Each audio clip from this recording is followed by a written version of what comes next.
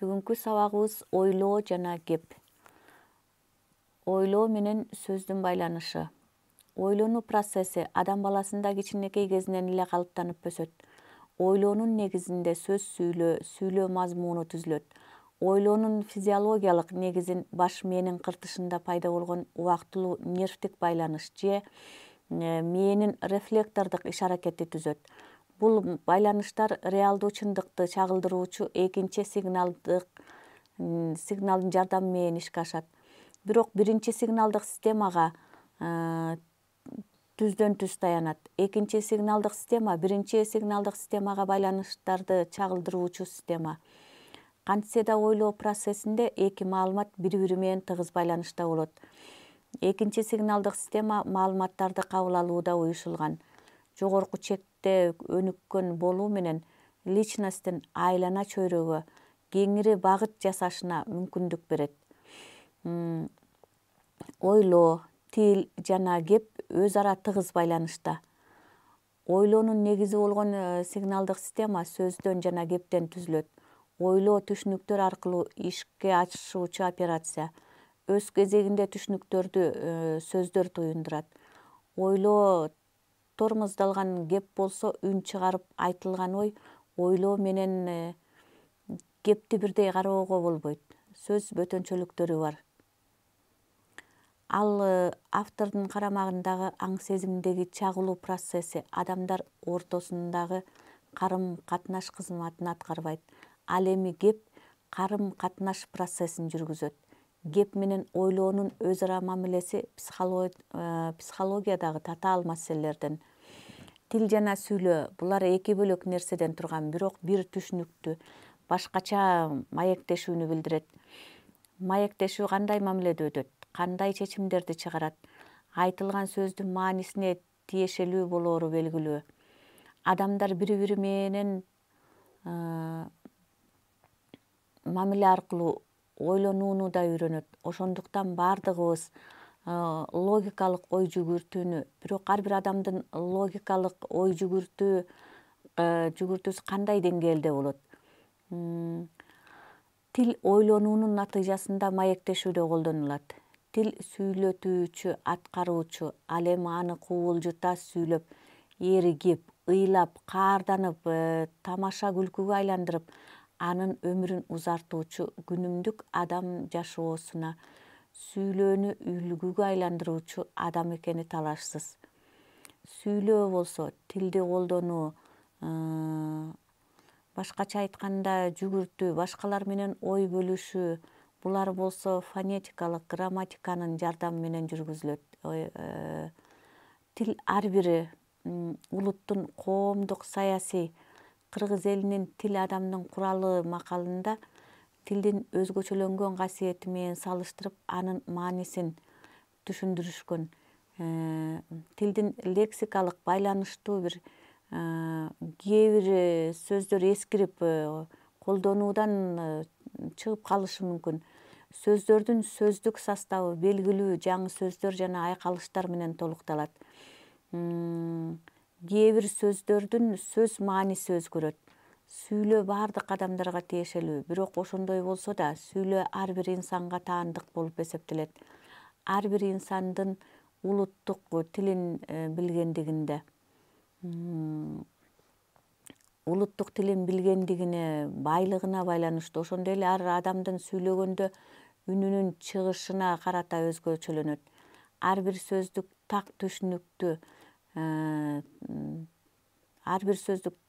түшүнүктүү, таза берилиши дагы адамдын сөз байлыгына, ойлонуусуна, сөзгө болгон чебердигине байланыштуу. Мисалы, Токтогулдун санатырындагы төмөнкү саптар көпкөн жигит көп сүйлөйт, чечен жигит эп сүйлөйт деп сүйлөөдө тарбияласа, барпынын ариет менен алган жигит жакшы экен, жоого каршы бет алып барган жигит жакшы экен деген ыры бул кыргыз тилинин өзгөчөлүгүн байкаса болот. Ата бабалардын бизге калтырган улуу санаттарынан кабар алабыз. Психологиялык башка өзгөчөлүктөр эле бир инсандын сүйлөөсү да жекечелик түрдө түшүндүрүлөт. Тил менен сүйлөө бири менен тил байлыгы көп болсо, сөз байлыгы да көп. Коом өсүп өзгөргөн сайын адамдын аң сезимдүүлүгү өзгөргөнүнө байланыштуу сөз байлыгы да көбөйдү. Себеби коомдук байланыштуу көп жаңы терминдер пайда болду. Сүйлөөнүн негизги функциясы болуп бир маалымат берүү, оюңду түшүндүрүү, бир нерсени ишке ашыруу, кызыгуу, сүйүү жана башка. Тил жана сүйлөө жөнүндө Луначарский мындай деген: адамдын сөзүнөн күчтүү курал жок. Адамдын сөзү менен тоону томкорсо да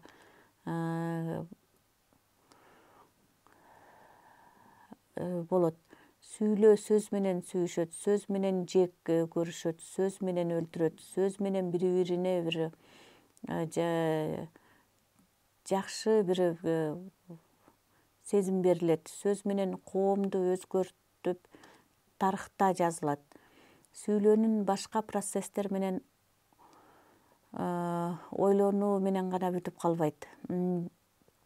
Адамдын кабыл алуу, сезүү, көңүл буруу, эске тутуу, элестетүү, эрки жана башка процесстер менен дагы тыгыз байланышта болот. Сүйлөө органдарына дем алуу органдары, кекиртек, кызыл өңгөч кирет. Ал эми үндү вибраторго таңдайдан үн чыгышы жана резонатор, ооздун ичи, мурун, колко кирет. Сүйлөө аппаратынын негизи болуп угуу, дем алуу органдары эсептелет. Сүйлөө төмөнкү түрлөргө бөлүнөт: оозеки, жазуу жана ички сезим. Адамдын акылы, аң сезимдүүлүгү канчалык кеңири болсо, сөз байлыгы да көп. Кыргыз элинин макалы: көп жашаган билбейт, көптү көргөн билет. Тилдин тазалыгы: сүйлөгөндө адабий тилге келбеген сөздү колдонуп, мааниси жок сөздөрдү колдонбоо. Тилдин тактыгы: айта турган оюн туура, так түшүндүрүп берүү. Сөз байлыгы: тилди так сүйлөгөн адам кыйналбай, өз оюн башкага ачык, анык билдире алат. Тилдин логикасы: сүйлөөнүн тили менен оюнун биримдиги. Тилдин түшүнүктүүлүгү: сүйлөшкөндө колдонулган терминдердин түшүнүктүүлүгү, тактыгы. Тил манерасы: сүйлөгөн сөздүн ички сезими менен эмоциялык байланышы. Сүйлөө маданиятын калыптандырмайынча акыл-ой маданиятын өстүрүү кыйын. Туура сүйлөө, туура ойлой билүү. Адам башына кандай гана ой келбесин, аны жыйынтыктап, ылайыктуу сөз менен айта албаса, угууга да түшүнүксүз болот. Орундуу, ойлонуп туруп сүйлөө адамдын авторитетин көтөрүп, жүзүн жарык кылып, көпчүлүккө жагымдуу болот. Ойлоо менен кепти бирдей кароого болбойт. Ойлоо кеп сыяктуу толук берилбей, көп кыскартылган мүнөзгө ээ болуп, стили телеграфтык тилге окшош. Кеп активдүү жана пассивдүү болот. Кеп менен ойлоонун өз ара мамилеси психологияда бул татаал маселелерден. Бул жөнүндө Уотсон: менин оюм боюнча, ойлонуу процесси көмөкөйдүн мотордук машыгуусу болуп саналат деп жазат. Рештин ойлоого көз каранды эместиги, тескерисинче, Сеченов менен Павловдун эмгектеринен ойлоо менен рештин тыгыз байланыш бар экендигин далилдеген пикирлерди кездештиребиз. Чынында жаш купуя ойлонгондо көп учурда жаш балдар купуя ойлонгондо көп учурда шыбыроо, эриндердин, тилдин кыймылдашы байкалат. Мындай абалды чоң кишилер ойлонгон убакта байкайбыз, бирок чоң кишилерде ойлонуу өнүккөн сайын тилден алыстай баштайт. Ойлоо баардык психикалык процесстердин ичинде өзгөчө абалда турат. Адамдын жогорку аң сезимге ээ болушунда ойлоо бирден бир негизги фактор болуп эсептелген. Адамдын аң сезими кандай жекелик менен мүнөздөлсө, ойлоо да ошондой жекеликке ээ. Адамдын ойлоосунун жекелик өзгөчөлүктөрүн аныктоочу негизги белгилерге ойлоонун өз алдынчалыгы,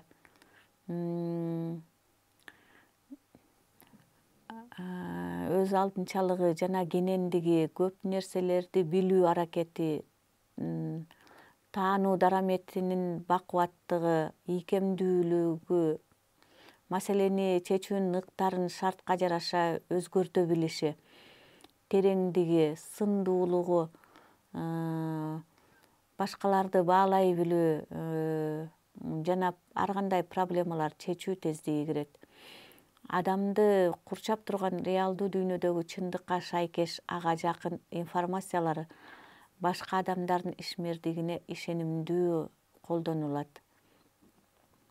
Бирок айрым адамдарга реалдуу чындык жөнүндө туура эмес маалыматтарды галлюцинация, жүйөлүү гипноз абалында же норма менен патологиянын чегинде турган деген түшүнүк аркылуу берилет.